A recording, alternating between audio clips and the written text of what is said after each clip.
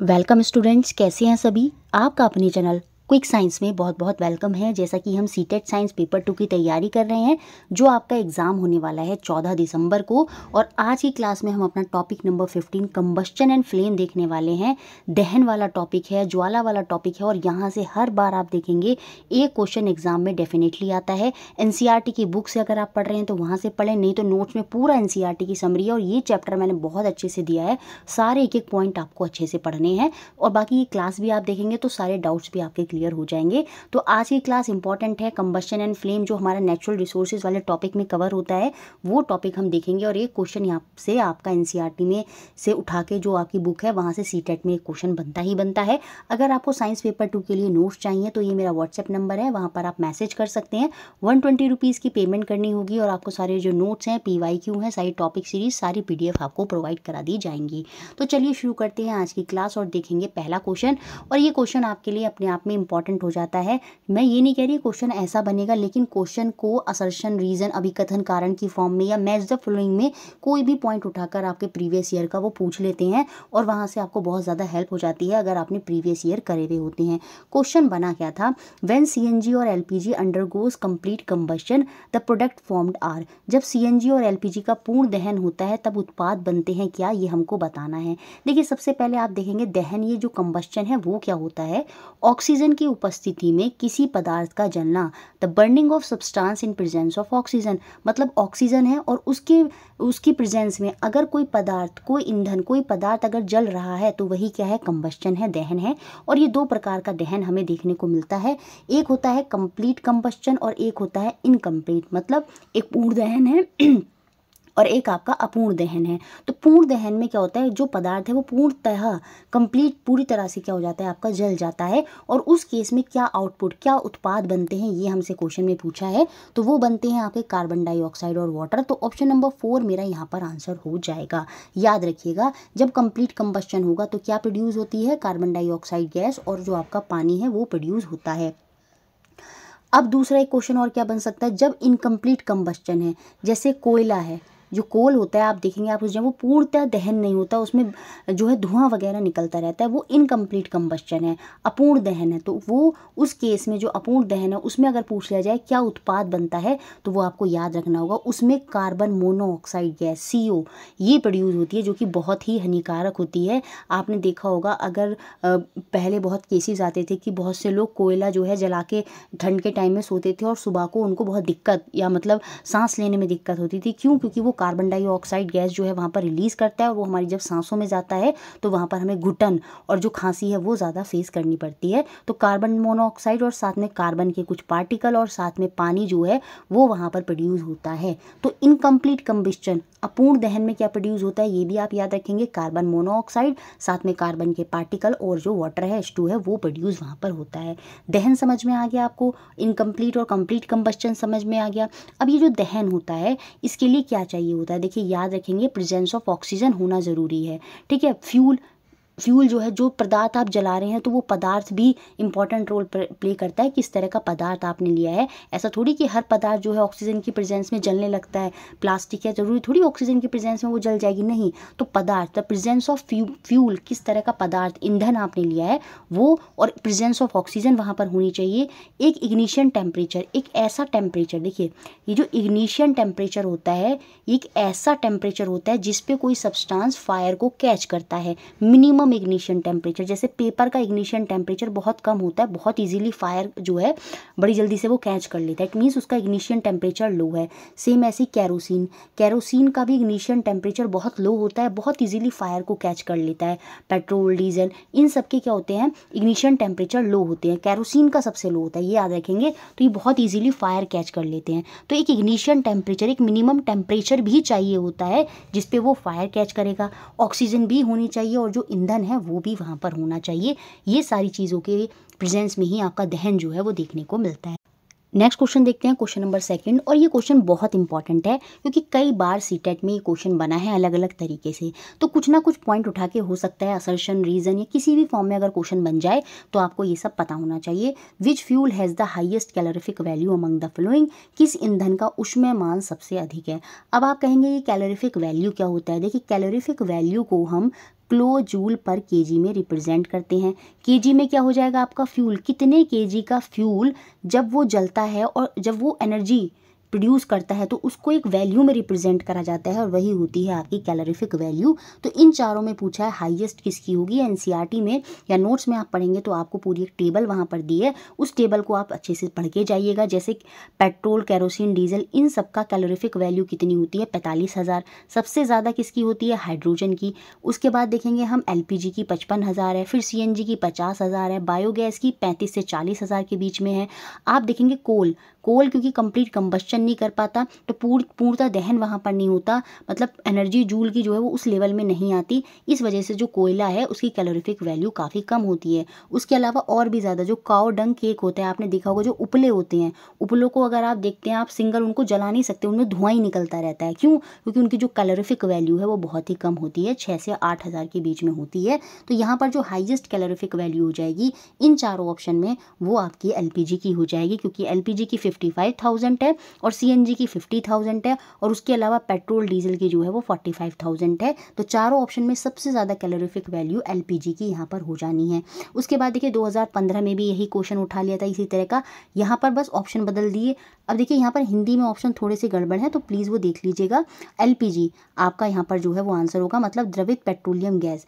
English में option D और हिंदी में ऑप्शन सी जो है वो मेरा यहाँ पर आंसर होगा। इनमें क्या आंसर होगा, हाईएस्ट कैलोरीफिक सर्वाधिक ऊष्मीयमान किसका होगा, सीधी सी बात है हाइड्रोजन का, मैंने आपको दिखाया था सबसे ज़्यादा ऊष्मीयमान होता है, तो ऑप्शन नंबर 4 मेरा आंसर हो जाएगा। देखिए फिर एक इस तरह से क्वेश्चन बन गया। अब यहाँ पर 2019 में इनकरेक्ट स्टेटमेंट जो है, देखिए क्वेश्चन का लेवल बढ़ता गया, मतलब पहले सिंपल पूछ लिया अब उसको इनकरेक्ट, फिर आगे क्या करेगा, अब जो बनते हैं उनमें टेबल वेबल बना के दे देते हैं तो उससे आप डर जाते हैं। लेकिन क्वेश्चन को जब पढ़ेंगे तो कहीं ना कहीं कुछ पॉइंट्स आपको ऐसे मिलेंगे जो आपने पढ़े होंगे और उनसे आप अपने आंसर पर पहुंच जाएंगे। तो इनकरेक्ट, गलत कथन यहाँ पर हमसे पूछ रहा है।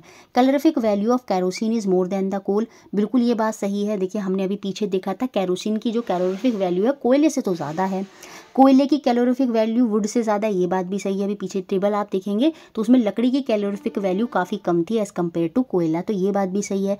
अब ये कह रहा है the calorific value of biogas is more than the LPG, ये बात यहाँ पर गलत है। अभी हमने देखा था बायोगैस की जो क्या कहते हैं कैलोरीफिक वैल्यू, आपको मैं चार्ट दिखाती हूँ। यहाँ पर देखिए बायोगैस की कैलोरीफिक वैल्यू 35 से 40,000 के बीच में है, जबकि जो एलपीजी है उसकी कैलोरीफिक वैल्यू 55,000 यहाँ पर होगी। तो यहाँ पर यही हमारा इनकरेक्ट हो जाएगा और आपसे पूछ रहा था कौन सा इनकरेक्ट होगा, तो ऑप्शन नंबर 3 के साथ मैं यहाँ पर चली जाऊँगी। तो इस तरह से क्वेश्चन बना। एक क्वेश्चन आपका 2012 में भी बना, 2014 में भी बना, SI unit of calorific value, ऊष्मीयमान का एसआई यूनिट आपसे पूछ लिया। अभी मैंने पीछे समझाया था किलो जूल पर केजी, तो याद रखेंगे किलो जूल पर केजी लिख दे या केजी पर, या मतलब उसकी सिंबल में लिख दे तो वो आंसर आपको याद रखना है। किलो जूल पर केजी जो है आपका एसआई यूनिट होता है।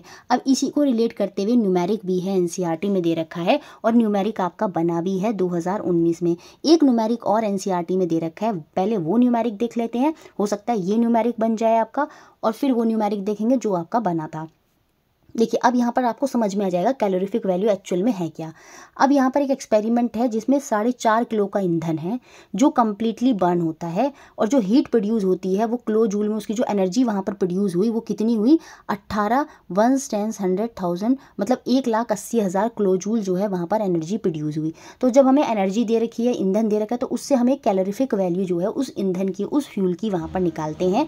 और वो क्या होती है कैलोरीफिक वैल्यू, आपको याद रखना है जितनी एनर्जी होती है आपकी किलो जूल में उसे हम ऊपर लिखते हैं और जो ईंधन दिया होता है केजी में उसको हम नीचे लिखते हैं। तो यहाँ पर सेम वही करेंगे। आपको जो हीट प्रोड्यूस हुई जब हमने 4.5 केजी के फ्यूल को जलाया तो उससे जो हीट प्रोड्यूस हुई, जो एनर्जी प्रोड्यूस हुई वो कितनी हुई, 1,80,000 किलो जूल की एनर्जी प्रोड्यूस हुई। तो यहाँ से हम कैलोरीफिक वैल्यू कैसे निकालेंगे, इसको डिवाइड कर देते हैं जो हमको फ्यूल वहाँ पर दिया हुआ है, इससे जब हम इसको डिवाइड करेंगे तो ये पॉइंट हटेगा, एक जीरो और आ जाएगा। 45 के टेबल में ये कितनी बार चला जाएगा आपका, ये जो है यहाँ पर 4 टाइम चला जाएगा, ये पूरा 180 और 3 जीरो यहाँ पर ये हो गए और 1 जीरो ये हो गया, तो कुल मिलाकर 4 जीरो और हो गए और ये हमारा आंसर हो गया 40,000 किलो जूल पर केजी। यहाँ पर क्या हो गई, उसकी कैलोरीफिक वैल्यू हो गई ईंधन की, उस फ्यूल की। तो ये आपको याद रखना होगा। अब देखिए ऐसा एक क्वेश्चन भी बन सकता है एग्जाम में कि आपको ऐसे मतलब न्यूमेरिक दे और वहाँ पर वैल्यू निकल कर आए सपोज 55,000, आपने क्या करा, कोई वहाँ पर आपको फ्यूल दिया और फिर वहाँ पर उसकी कैलोरीफिक वैल्यू मतलब उसकी एनर्जी भी आपको दे दी जूल में। उसको आपने जब डिवाइड करा तो उससे जो कैलोरीफिक वैल्यू निकल के आई, सपोज वो निकल कर आई 55,000।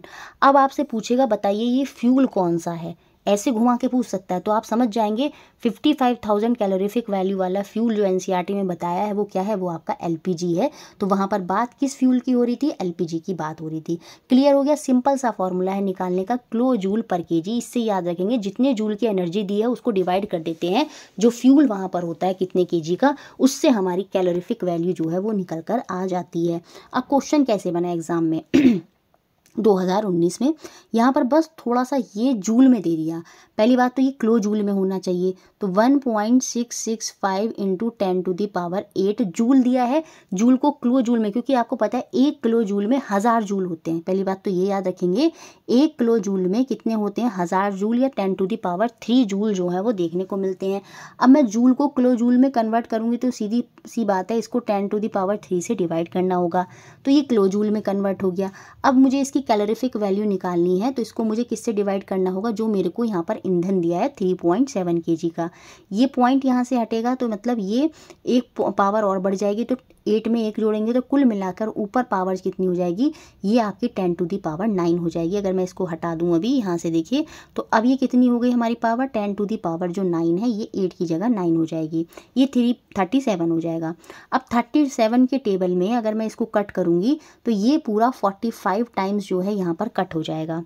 अब जब ये 45 टाइम जो है यहाँ पर कट हो जाएगा, और ये यहाँ पर पॉइंट भी था, इसके पॉइंट हटने से नीचे फिर से 10⁻³ आ जाएगी, तो कुल मिलाकर नीचे कितनी हो गई, 10⁻6 हो गई, और ऊपर कितनी है, 10⁻9 है। 6 से 9 को कट करेंगे तो ऊपर बचेगा कितना, 10⁻3, और यहाँ पर ये पूरी तरह से 37 से 45 टाइम कट हो गया था, तो 45 इंटू 10⁻3 मेरा आंसर होगा। कुल मिलाकर 45,000, क्योंकि 10⁻3 मतलब 1000, तो 45,000 जो है ऑप्शन नंबर डी जो है वो मेरा यहाँ पर आंसर हो जाएगा। तो किलो जूल पर केजी ये आपको याद रखना होगा, ये एसआई यूनिट होता है कैलोरीफिक वैल्यू का, ऊष्मायमान का। किस तरह का न्यूमेरिक बनता है वो भी मैंने आपको कराया। नेक्स्ट क्वेश्चन देखते हैं, क्वेश्चन नंबर 3। और ये वाले क्वेश्चन में जो हम क्वेश्चन के टाइप कवर करेंगे सारे जो बने हैं आपके पेट्रोलियम से। ये क्वेश्चन बेसिकली एनसीईआरटी में एक टेबल दी है, नोट्स में भी आप देखेंगे दे रखी है और एनसीईआरटी में भी है। इस टेबल से ये क्वेश्चन काफ़ी सारे क्वेश्चन बने हैं जो सीटेट ने उठाए हैं। जैसे टेबल में क्या दे रखा था, पेट्रोलियम के जो वेरियस कॉन्स्टिट्यूएंट होते हैं, जैसे पेट्रोलियम से हमें एलपीजी गैस मिलती है, पेट्रोल मिलता है, kerosene, diesel, lubricating oil, paraffin wax, bitumen, ये सारी चीज़ें हमें पेट्रोलियम से ही मिलती हैं। और कहाँ कहाँ क्या क्या यूज़ इनका होता है ये यहाँ पर टेबल में लिखे हुए हैं बुक में। बिटुमेन को जैसे पेंट में और रोड की सरफेसिंग में हम यूज़ करते हैं, और ये किसका बाय प्रोडक्ट है, ये पेट्रोलियम का ही बाय प्रोडक्ट है। तो इस तरह से क्वेश्चन काफ़ी बार बने हैं, तो चलिए देखते हैं क्वेश्चन कैसे हैं। विच of the following is not a product of petroleum, कौन सा पेट्रोलियम का उत्पाद नहीं है। देखिए बिटुमेन, केरोसिन और पैराफिन वैक्स अभी देखा था हमने, तो सीएनजी यहाँ पर जो है आपको पेट्रोलियम का उत्पाद यहाँ पर नहीं होगा, तो ऑप्शन नंबर 1 के साथ मैं यहाँ पर चली जाऊँगी।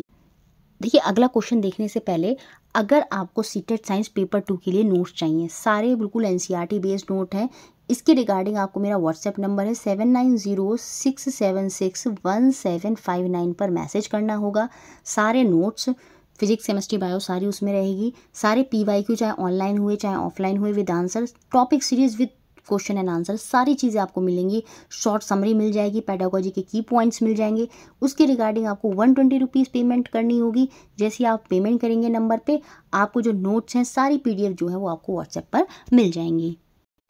देखिए अब नेक्स्ट क्वेश्चन देखते हैं, ये 2019 में बना। इसमें फिर से यही पूछ रहा है कौन सा बाय प्रोडक्ट नहीं है पेट्रोलियम का, पेट्रोलियम का उत्पाद नहीं है। तो यहाँ पर देखिए कोक हो जाएगा, क्योंकि ये आपका किसका है, कोयले का उत्पाद है, ना कि पेट्रोलियम का। Bitumen, lubricating oil, paraffin wax, ये सब अभी हमने टेबल में देखे, ये सब पेट्रोलियम के बाय प्रोडक्ट हैं, जबकि कोक जो होता है वो कोल का बाय प्रोडक्ट होता है। अब एक क्वेश्चन देखिए 2021 की जब ऑनलाइन शिफ्ट हुई वहाँ पर भी बना। Group of constituent of petroleum हमें यहाँ पर बताने थे जो पेट्रोल से मिलते हैं, पेट्रोल पेट्रोलियम के उत्पाद बेसिकली हमें यहाँ पर बताने थे। तो लुब्रिकेटिंग ऑयल, पैराफिन वैक्स और बिटूमैन, ये सारे के सारे क्या है, पेट्रोलियम के ही बाय प्रोडक्ट हैं। तो ऑप्शन नंबर सेकंड जो है वो मेरा यहाँ पर आंसर हो जाएगा। एक ही टेबल से देखिए कितनी बार क्वेश्चन बना। 2022 का जब पेपर हुआ वहाँ पर भी एक बार शिफ्ट में क्वेश्चन बना। Which of the following group represent 3 petrochemical, 3 petro रसायनों के समूह को यहाँ पर हमें बताना है, मतलब जो पेट्रोलियम के बाय प्रोडक्ट हैं। तो यहाँ पर फिर से आपको पता चल गया लुब्रिकेटिंग ऑयल और बिटूमैन। अब देखिए कास्टिक सोडा यहाँ पर नहीं आएगा, यहाँ पर रेयॉन नहीं आएगा, नायलॉन होता तब आंसर हो जाता। अब यहाँ पर देखिए डिटर्जेंट नहीं आएगा, अब मतलब कोलतार यहाँ पर नहीं आएगा। तो कुल मिलाकर ऑप्शन नंबर थर्ड जो है वही सही होगा। लुब्रिकेटिंग ऑयल हो गया, बिटूमैन हो गया और पॉलिएस्टर। अब याद रखेंगे आप क्या कि जो कुछ फाइबर होते हैं, जो सिंथेटिक फाइबर होते हैं, नायलॉन, पॉलिएस्टर, एक्राइलिक, वो किससे बनते हैं, मेड फ्रॉम पेट्रोकेमिकल सब्सटेंसेस से ही बनते हैं। तो अगर आपसे एक्राइलिक, पॉलिएस्टर या नायलॉन ऑप्शन में दे दे तो वो भी पेट्रोलियम के ही बाय प्रोडक्ट में आ जाएंगे, क्योंकि वो पेट्रोकेमिकल के ही प्रोडक्ट से जो है वहाँ बनते हैं। तो ये भी आपको याद रखना होगा। तो ऑप्शन नंबर 3 जो है वो मेरा यहाँ पर आंसर हो जाएगा। इवन 2023 में देखिए ये क्वेश्चन बना, which of the following are obtained from petroleum. तो आप देख रहे हैं इससे काफ़ी बार क्वेश्चन बने हैं और इंपॉर्टेंट है, तो प्लीज़ उस टेबल को अच्छे से देख कर जाइएगा एग्जाम में। निम्न में से कौन से पेट्रोलियम द्वारा प्राप्त होती हैं। तो पेट्रोलियम से ना तो हमें सीएनजी, ना कोल गैस, एलपीजी और डीजल हमें पेट्रोल से मिलते हैं, बी और सी। ऑप्शन नंबर थर्ड जो है वो यहाँ पर आंसर हो जाएगा। अब अगले वो क्वेश्चन देखते हैं जो इसमें आपका कोयले से भी संबंधित आ गया, मतलब पेट्रोलियम और कोयले के बारे में काफ़ी अच्छे से बताया है, तो उनसे क्वेश्चन बन जाते हैं। ये जब ऑफलाइन पेपर हुआ था अभी जनवरी 2024 में, उसमें ये क्वेश्चन बना था, X and Y are thick black liquid which can be use for metalling the road. देखिए अब यहाँ पर मेटलिंग द रोड की बात कर दी है, तो मेटलिंग द रोड में हमें पक्का पता है बिटूमैन का प्रयोग होता है, जो पेट्रोलियम का बाय प्रोडक्ट है। तो बिटूमैन वाला ऑप्शन हमें देखना होगा, जो कि हमें 3 ऑप्शन में देखने को मिलता है। उसके बाद x is drive from petroleum, यहाँ पर ये भी बता दिया एक्स हमें पेट्रोलियम से मिलता है, तो एक्स मुझे क्लियर हो गया, वो मेरा क्या है, वो मेरा बिटूमैन है। तो पहले बिटूमैन आएगा, जो कि हमें सिर्फ पहले ऑप्शन में ही देखने को मिल रहा है। तो एक्स मेरा बिटूमैन है, इसका मतलब।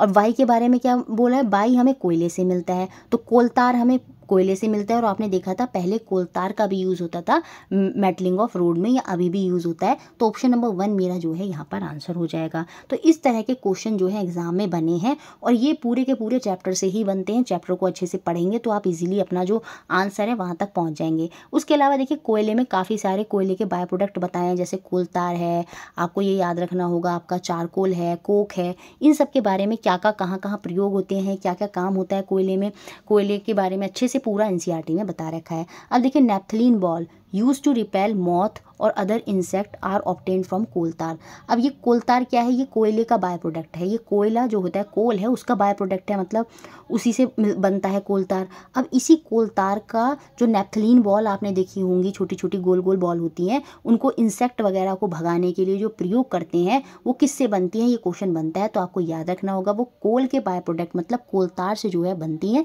देखिए 23 दिसंबर 2021 की शिफ्ट में ये क्वेश्चन भी था, naphthalene ball that are use to repel moth and other insect are obtained from. Naphthalene के गोले जिनका उपयोग पतंगे तथा अन्य कीड़ों को भगाने के लिए किया जाता है, इनको प्राप्त कहाँ से करा जाता है, कोलतार से जो है हम इनको प्राप्त करते हैं। ऑप्शन नंबर ए मेरा यहाँ पर सही हो जाएगा। Purest form of carbon. अब आप देखिए 12 जनवरी 2022 की शिफ्ट में क्वेश्चन था, क्वेश्चन कोई नया नहीं था। आप ये मत सोचिए प्योरेस्ट फॉर्म ऑफ कार्बन पूछ लिया तो अलग से पूछ लिया, नहीं, ये आपका इसी चैप्टर से क्वेश्चन पूछा, साफ साफ एनसीईआरटी में दिया है। ये जो कोक होता है ये आपका प्योरेस्ट फॉर्म ऑफ कार्बन होता है। आप नोट्स में भी देखिएगा और एनसीईआरटी में जब देखेंगे तो वहाँ पर आपको दिखेगा कोक के बारे में सीधा मैंने करके लिखा हुआ था कि ये almost purest form of carbon ही होती है कोक। तो ऑप्शन नंबर 1 जो है वो यहाँ पर हमारा आंसर हो जाएगा। अब देखिए 4 जनवरी 2022 में भी क्वेश्चन बना। अब यहाँ पर हमें various petroleum product and there uses, petroleum product यहाँ पर भी दिए हैं और मतलब कोयले के प्रोडक्ट भी यहाँ पर दिए हैं, उनका हमें सही समुच्चय के साथ मिलान करना है। अब देखिए जो कोक होता है ये कहाँ प्रयोग होता है, इसके बारे में हमें बताना है। कोक के बारे में एनसीईआरटी में साफ साफ दिया है कि ये क्या है, एक तो आपका प्योरेस्ट लगभग फॉर्म ऑफ कार्बन होता है और इसका प्रयोग कहाँ होता है, मैन्युफैक्चरिंग ऑफ स्टील में होता है। तो ए के साथ हम 4 जाएंगे और जो कि एकमात्र फर्स्ट ऑप्शन में दे रखा है, तो पहला ऑप्शन ही मेरा आंसर यहाँ पर होगा। कोलतार के बारे में क्या लिखा है, देखिए कोलतार को हम यूज़ करते हैं परफ्यूम और एक्सप्लोजिव में, तो ये बात एनसीईआरटी में लिखी है, तो बी का हमारा फर्स्ट हो जाएगा। कोल गैस जो है, क्योंकि ये तो एक ईंधन की तरह काम कर रही है, तो हमारा used as a fuel in industries, उद्योगों में ईंधन के रूप में प्रयोग करी जाती है। और बिटुमेन के बारे में आपको पता है ये कहाँ प्रयोग होता है, मेटलिंग ऑफ रोड, सड़कों की परत बिछाने में बिटुमेन का प्रयोग होता है। तो यहाँ पर ऑप्शन नंबर 1 जो है वो मेरा आंसर होगा। इनको अच्छे से याद भी रख लीजिएगा, ठीक है। अगर कोक के बारे में पूछे तो याद रखेंगे मैन्युफैक्चरिंग ऑफ स्टील, स्टील के निर्माण में। कोलतार के बारे में पूछा जाए तो परफ्यूम्स वगैरह में। देखिए पूछ लिया जाए कौन सा बाय प्रोडक्ट ऑफ कोल, कोयले का कौन सा बाय प्रोडक्ट जो है परफ्यूम्स में यूज़ होता है, खुशबू इत्र वगैरह में यूज़ होता है। देखिए कोल तार जो है वहाँ पर यूज़ होता है। तो ये आपको याद रखने होंगे। ऐसे ऐसे बारीकी पॉइंट से ही उठा के आपके जो क्वेश्चन हैं, नए क्वेश्चन जो हैं वो बन जाते हैं। अब देखिए यहाँ पर अगले टाइप का जो क्वेश्चन है, अब हमने जो पेट्रोलियम और कोल से क्वेश्चन बने वो सब देख लिए। अब यहाँ पर फ्लेम से लेके बहुत ज़्यादा क्वेश्चन बनते हैं। फ्लेम जो है आपकी ज्वाला जो है, ये देखिए आपको दिख रही होगी कैंडल से जो निकलती हुई दिख रही है ज्वाला, इससे लेके काफ़ी क्वेश्चन बनते हैं एग्जाम में। और कैसे क्वेश्चन बने हैं चलिए देखते हैं। Identify the pair of material that burn with a flame, उन जोड़ों की पहचान कीजिए जो ज्वाला के साथ दहन करते हैं। तो सीधी सी बात है, कपूर, कपूर को आपने देखा होगा जब आप उसे जलाते हैं तो उसमें एक ज्वाला बन जाती है, तो वो ज्वाला के साथ दहन करता है। और साथ में मैग्नीशियम, जब हम एनसीईआरटी में मेटल और नॉन मेटल चैप्टर पढ़ते हैं तो उसमें देखते हैं जब मैग्नीशियम ऑक्साइड हम बनाते हैं, मैग्नीशियम को ऑक्सीजन की प्रेजेंस में हम करते हैं तो वो क्या होता है, ऐश में कन्वर्ट हो जाता है, दहन हो जाता है, जल जाता है वहाँ पर। तो उसमें भी हमें फ्लेम जो है वो देखने को मिलती है। ये एनसीईआरटी में लिखा भी है कैम्फर ऑफ मैग्नीशियम के बारे में। देखिए जब हम मोमबत्ती और मैग्नीशियम को जलाते हैं तो वो वेपोराइज हो जाते हैं और ज्वाला का निर्माण होता है। फ्लेम जब भी बनती है जहाँ पर क्या होता है, वेपोराइज हो जाता है, मतलब इवेपोरेट हो जाता है वो सब्सटेंस, वो वाष्पित हो जाता है सब्सटेंस, तो वहाँ पर फ्लेम बन जाती है। इसके विपरीत जो लकड़ी है, कोयला है, चारकोल है, ये वाष्पित नहीं होते, मतलब ज्वाला उत्पन्न नहीं करते। अब क्वेश्चन ये भी बन सकता है कि विच सब्सटेंस प्रोड्यूस फ्लेम, कौन से सब्सटेंस ज्वाला उत्पन्न करते हैं। तो कैम्फर, मैग्नीशियम, इनके बारे में एनसीईआरटी में दिया है कि ये ज्वाला उत्पन्न करते हैं। और ये क्यों उत्पन्न करते हैं, क्योंकि ये वॉलेटाइल होते हैं, इजीली चेंज हो जाते हैं, वाष्पित जो है वहाँ पर ये हो जाते हैं, इस वजह से ये ज्वाला उत्पन्न करते हैं। और कौन ज्वाला उत्पन्न नहीं करते, चारकोल हो गया आपका, कोयला हो गया, लकड़ी हो गया, ये वाष्पित नहीं हो पाते, जिसकी वजह से ये फ्लेम जो है वहाँ पर प्रोड्यूस नहीं करते। या कैंडल जो है, कैंडल फ्लेम प्रोड्यूस करती है, ये सब आपको याद रखना होगा। कैरोसिन जो होता है, कैरोसिन को भी आप जलाते हैं तो उसमें भी आपको फ्लेम जो है, ज्वाला जो है वो देखने को मिलती है। ये सब आपको याद रखने होंगे, इंपॉर्टेंट है। कैरोसिन अगर हम यहाँ पर ले लेते तो चारकोल दे रखा था, जिसकी वजह से ये गलत हो गया ऑप्शन। अब यहाँ पर चारकोल की जगह मैग्नीशियम लिखा होता तो डी ऑप्शन भी मेरा सही हो सकता था। अब देखिए क्वेश्चन ये बना 12 जनवरी 2023 में, विच फ्यूल बर्न विद फ्लेम, कौन से ईंधन ज्वाला के साथ जलते हैं जो वाष्पित हो जाते हैं, जो वाष्पशील होते हैं, जिनमें वाष्पशील पदार्थ होता है। Those which are volatile and contain volatile substance, वही क्या होते हैं, फ्लेम के साथ जलते हैं। वॉलेटाइल लिख दिया है, अगली बार अगर वेपराइज लिख दे तो वो भी होगा, मतलब परिवर्तित हो जाते हैं। वॉलेटाइल होते हैं, इजीली वाष्पित हो जाते हैं, वही सब्सटेंस क्या होते हैं, वही ईंधन जो है फ्लेम ज्वाला के साथ जो है जलते हैं। तो ऑप्शन नंबर 2 के साथ हम यहाँ पर चले जाएंगे। अब देखिए एक क्वेश्चन ये है, जो आपको फ्लेम बनती है उसमें क्या क्या होता है, उसको लेकर भी क्वेश्चन काफ़ी बार बनते हैं। ये 2023 की ऑनलाइन शिफ्ट में क्वेश्चन बना, goldsmith blow a zone of a flame with metal blow pipe to melt gold, the colour of this zone is dash and it is a zone of dash combustion. सोना गलाने के लिए सुनार क्या करता है, धातु की फुकनी से ज्वाला के डैश क्षेत्र पर फूंक मारता है, इस क्षेत्र का रंग डैश है और यह है डैश दहन क्षेत्र होता है, ये हमको बताना है। तो देखिए जो यहाँ पर ये ज्वाला आपको जलती हुई दिखाई दे रही है, जो सबसे बाहरी लेयर है जो ब्लूइश कलर की आपको दिखाई देती है, ये हॉटेस्ट जोन होता है, ये हॉटेस्ट पार्ट होता है, आपको याद रखना होगा, जो आउटर जोन होता है। और इसमें कंप्लीट कंबस्चन, हमें पूर्ण दहन देखने को मिलता है, और ये ब्लू कलर का होता है और ये सबसे ज़्यादा गर्म होता है। इसीलिए जो सुनार होता है वो कौन से जोन पर फोकस करता है, आपकी फ्लेम के जो सबसे बाहरी ब्लू कलर वाला जोन है वहाँ पर सोने को रखने की कोशिश करता है, ताकि वो आसानी से जल्दी से पिघल जाए। तो वो आउटर मोस्ट कौन से जोन की फ्लेम को ब्लो करता है, आउटर मोस्ट जोन को फ्ले करता है। और उसका रंग कैसा होता है, उसका रंग जो होता है वो ब्लू होता है। और उस जोन का कंबस्चन कैसा होता है, दहन कैसा होता है, उसमें कंप्लीट कंबस्चन होता है, पूर्ण दहन होता है। तो ऑप्शन नंबर 2 मेरा यहाँ पर सही होगा। एनसीईआरटी के डायग्राम को उठा कर ही इन्होंने क्या करा, क्वेश्चन आपका बना लिया, बस उसमें चेंज क्या कर दिया, गोल्ड स्मिथ वगैरह, जबकि ये बात भी एनसीईआरटी में लिखी है, जो सुनार वगैरह हैं वो इसका प्रयोग करते हैं। तो ये याद रखेंगे अब आप। ऑप्शन नंबर सेकंड जो है वो यहाँ पर हमारा आंसर हो जाएगा। इसके अलावा 24 जनवरी की भी ऑनलाइन शिफ्ट में क्वेश्चन सेम उसी को बना, in order to melt goldsmith blow the outermost zone of the flame using a metal pipe. बिल्कुल सही है, अभिकथन मेरा सही है। सोने को गलाने के लिए सुनार क्या करता है, धातु की पाइप का उपयोग करता है, करके क्या करता है, वो ज्वाला के जो बाहरी जोन है उस पर फूंक मारता है, ताकि वो, क्योंकि वो हॉटेस्ट जोन है, ताकि वो आसानी से जल्दी से पिघल जाए। इसके पीछे का रीज़न क्या बोला है, the outermost zone is nearest and not too hot to blow. ये बात गलत है।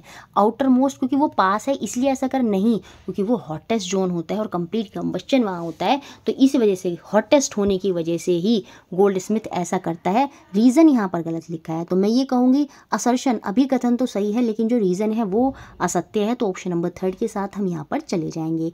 अब देखिए 3 फरवरी 2023 की भी शिफ्ट में क्वेश्चन बना, मैच द फॉलोइंग की फॉर्म में। यहाँ पर हॉटेस्ट, मॉडरेट और लीस्ट हॉट कौन कौन से पार्ट होते हैं। तो अभी मैंने बताया जो हॉटेस्ट पार्ट होता है फ्लेम का वो आउटर मोस्ट जोन होता है, जिसमें कंप्लीट दहन, पूर्ण दहन देखने को मिलता है।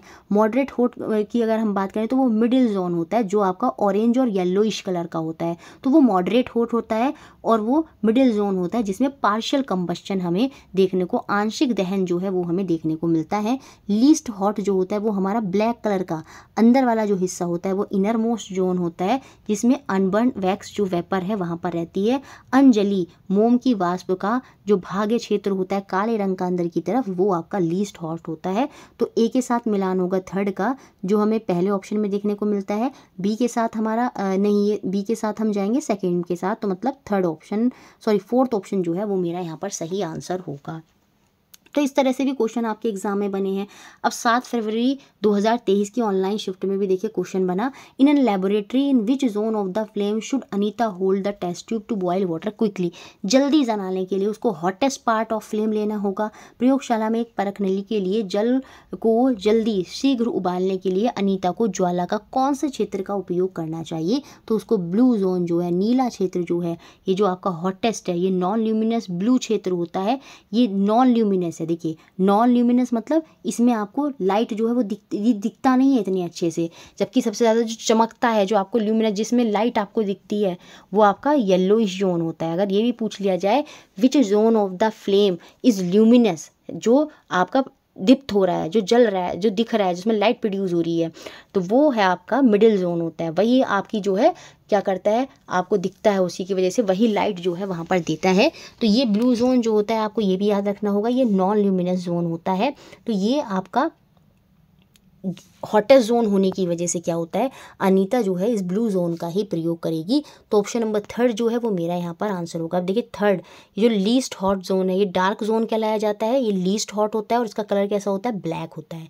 तो पूरा समझ में आ गया फ्लेम के बारे में। यहाँ पर कोई अब डाउट आपको नहीं रहा होगा कि जो इनर मोस्ट जोन होता है वो लीस्ट हॉट होता है और ये डार्क जोन होता है, ब्लैक कलर का होता है। फिर उसके बाद येलोइश ऑरेंज वाला लेयर आती है, ल्यूमिनस जोन होता है, इसी की वजह से हमें उजाला दिखता है, मतलब लाइट जो है इसी की वजह से हो रही है, और ये मॉडरेट हॉट होता है।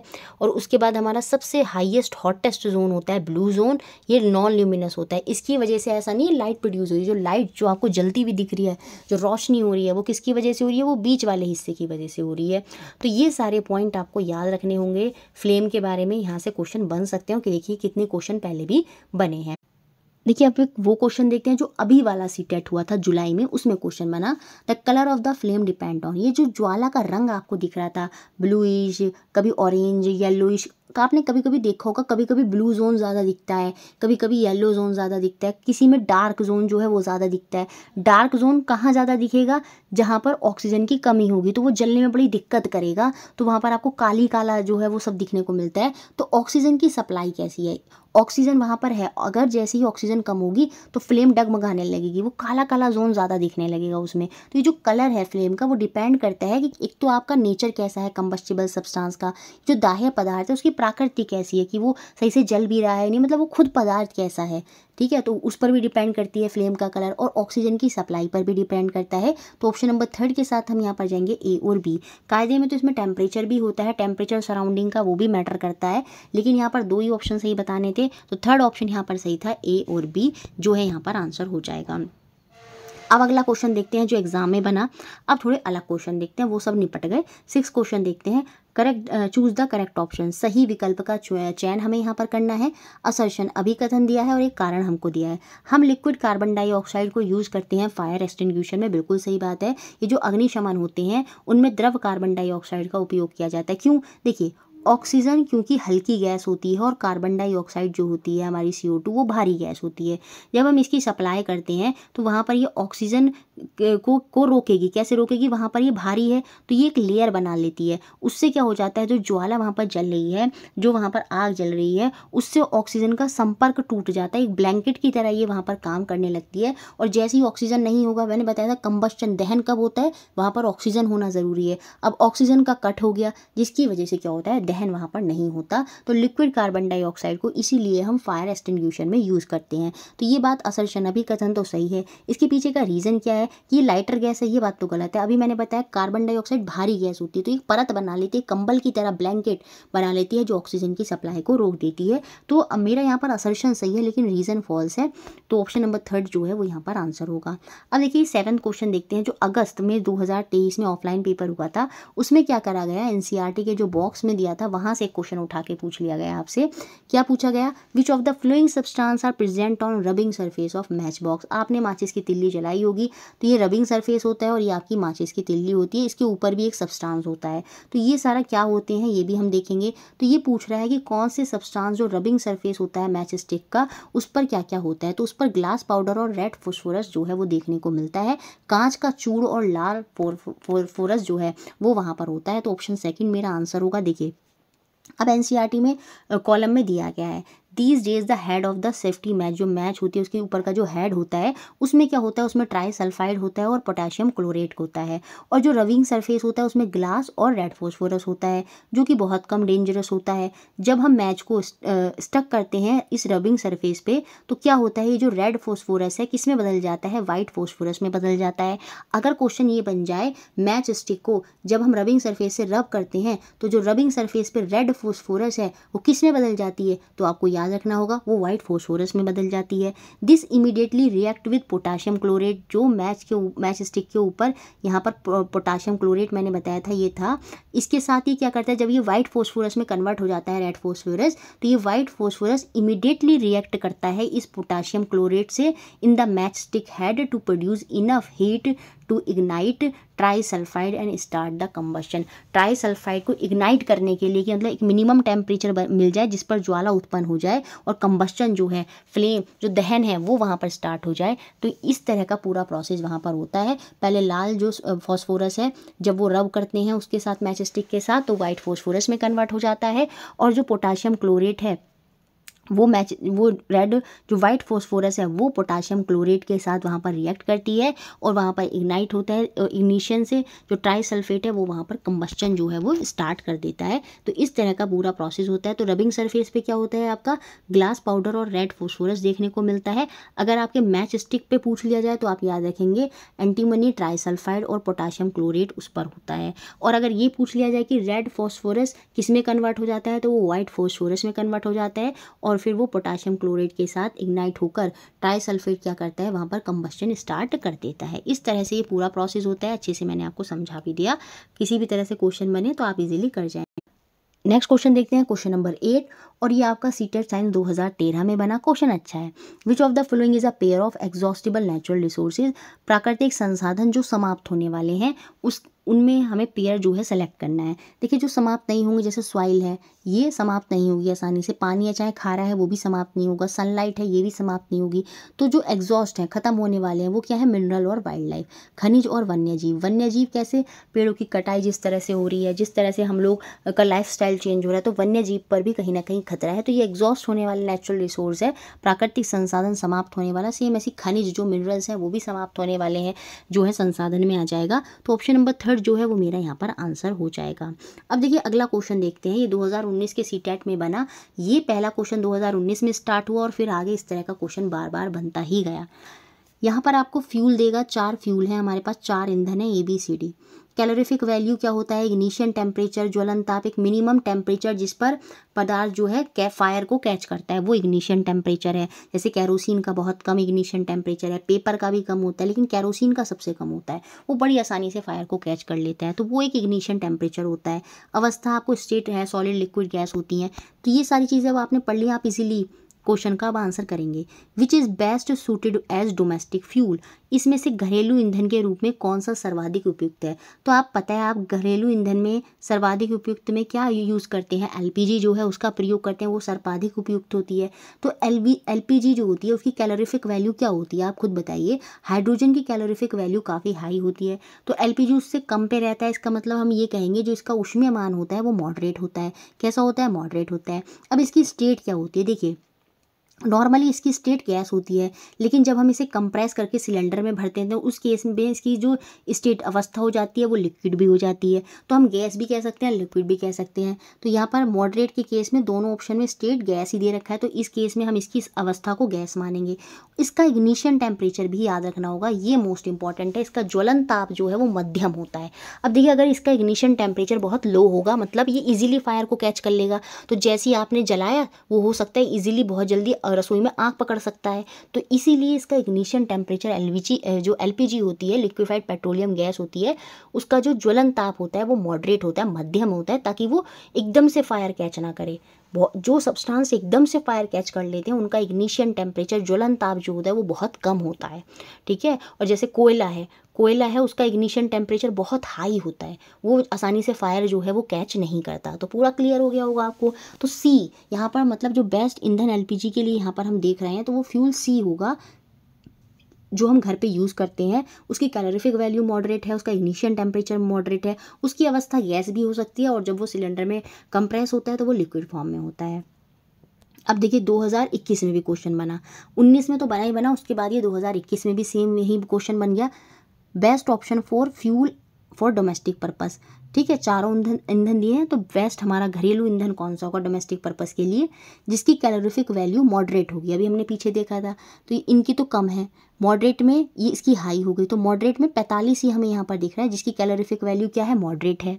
इग्निशन टेम्परेचर भी देखिए मॉडरेट लिखा है, तो हमें क्लियर हो गया। तो फ्यूल बी जो है, एलपीजी जो है यहाँ पर होगा, तो बेस्ट फ्यूल जो होगा वो फ्यूल बी ही होगा। अब यहाँ पर अवस्था लिक्विड दे दी है, कोई दिक्कत नहीं है, जब वो सिलेंडर में होता है तो उसकी जो स्टेट होती है वो लिक्विड होती है। तो फ्यूल बी जो है वो यहाँ पर बेस्ट हो जाएगा ऑप्शन, जो डोमेस्टिक पर्पस के लिए हम प्रयोग करेंगे। अगला क्वेश्चन देखिए 1 जनवरी 2022 में बना, ये भी वही क्वेश्चन है। A man purchase X to use it fuel for cooking, एक खाना बनाने के लिए उसने एक्स ईंधन खरीदा, तो इस एक्स ईंधन की क्या क्वालिटी होनी चाहिए, उपयोग करने के उसमें कौन से गुण होने चाहिए।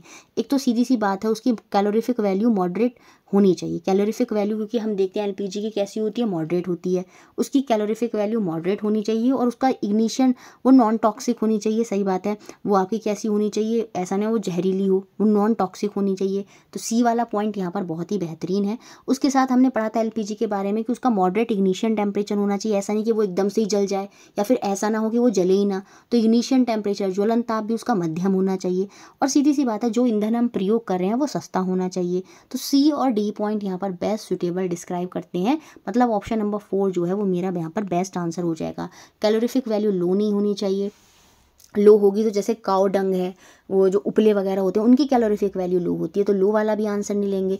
इग्निशन टेम्परेचर लो नहीं होना चाहिए, वरना तो एकदम ही आग पकड़ लेगा वो, ठीक है। आपने देखा हो जो कैरोसिन का तेल होता है, जब उसका तेल वाला जो कभी पहले यूज़ होते थे, आपके जो गैस वगैरह यूज़ होती थी उसको जैसे ही जलाते थे वो एकदम से बहुत तेज़ आग सी लगती थी तुरंत। तो क्योंकि कैरोसिन की जो इग्निशन टेम्परेचर होता है वो बहुत लो होता है, वो एकदम से आग पकड़ता है, इसीलिए हम कैरोसिन की जगह जो है एलपीजी का प्रयोग करते हैं, क्योंकि उसका जो इग्निशन टेम्परेचर है उससे थोड़ा सा ज़्यादा होता है और वो मॉडरेट में आ जाता है। तो ठीक है, तो ऑप्शन नंबर 4 मतलब यहाँ पर सी और डी जो है वो कथन इसको सही डिस्क्राइब करेंगे। अब 18 जनवरी 2023 में भी देखिए यही क्वेश्चन बन गया। बेस्ट फ्यूल बताना है जो डोमेस्टिक पर्पस के लिए हो हमारा, तो सीधी सी बात है वो किस अवस्था में होना चाहिए, सॉलिड में तो वो कभी नहीं होगा, है ना, क्योंकि हमने देखा नॉर्मली वो गैस होता है और जब सिलेंडर में जाता है तो वो लिक्विड हो जाता है। तो चलिए लिक्विड और गैस वाले ऑप्शन काफ़ी सारे दे रखे हैं। इग्निशन टेम्परेचर मॉडरेट होना चाहिए, मैंने अभी समझाया था, लो नहीं हो सकता, लो होगा तो वो एकदम आग पकड़ लेगा जो कि किचन के लिए अच्छा नहीं होगा। तो यहाँ पर ए भी हट गया और डी ऑप्शन भी हट गया, मॉडरेट वाला सिर्फ यही ऑप्शन दे रखा है, तो फ्यूल ई ही यहाँ पर हमारा बेस्ट सूटेबल हो जाएगा।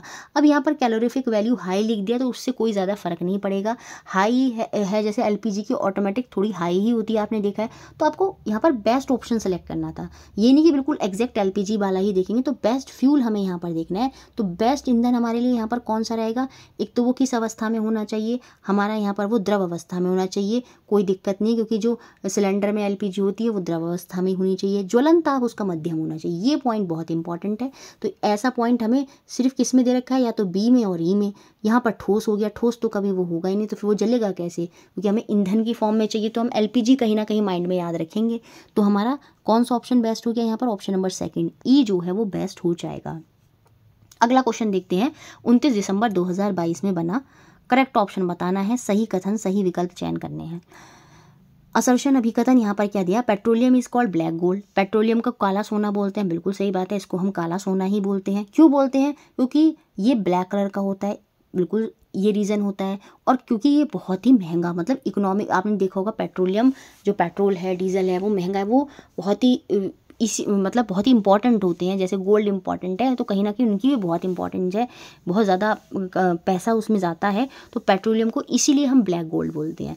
इसलिए नहीं बोलते कि deposit of petroleum are found in black soil, ये जो पेट्रोलियम है वो काली मिट्टी में पाया जाता है, रीज़न बिल्कुल पूरी तरह से गलत दे रखा है, लेकिन असर्शन सही है, तो हम थर्ड ऑप्शन के साथ जाएंगे। ए मेरा सही है, लेकिन परंतु आर जो है वो मेरा असत्य है, तो ऑप्शन थर्ड मेरा यहाँ पर सही होगा।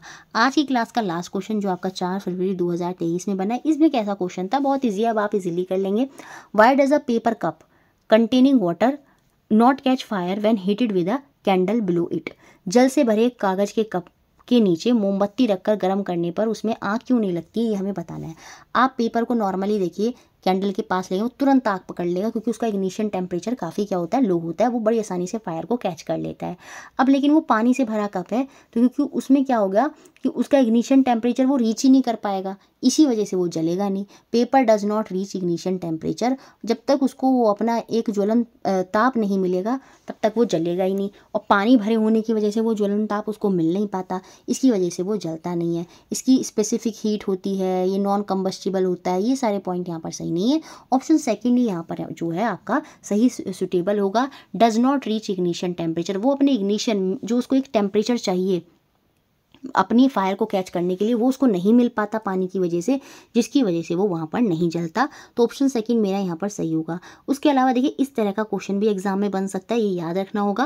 विच of the following has the lowest ignition temperature, सबसे निम्न जो ज्वलन ताप है किसका है, ये हमें यहाँ पर बताना है। तो देखिए कैरोसिन जो होता है उसका सबसे कम ज्वलन ताप होता है, पेपर का भी कम होता है, लेकिन पेपर से भी कम इग्निशन टेम्परेचर जो होता है वो कैरोसिन का होता है, बहुत जल्दी आग पकड़ लेता है। तो लोएस्ट इग्निशन टेम्परेचर में यहाँ पर आंसर क्या हो जाएगा अगर पूछ लिया जाए, तो ऑप्शन सी के साथ जाएंगे कैरोसिन। उसके बाद देखिए एलपीजी हो गया, पेट्रोल हो गया, ये भी जो होते हैं ये भी इजीली फायर को कैच कर लेते हैं। हाईएस्ट में अगर पूछ लिया जाए तो हाईएस्ट में आप कोयले को याद रखेंगे, उसका इग्निशन टेम्परेचर बहुत हाई होता है, ठीक है। तो इस तरह से अगर क्वेश्चन बन जाए तब भी आप इजीली अब आंसर कर देंगे। तो इस तरह से हमने ये सारे क्वेश्चन देखे। वीडियो अच्छा लगता है तो लाइक करें, शेयर करें और चैनल से बने रहें।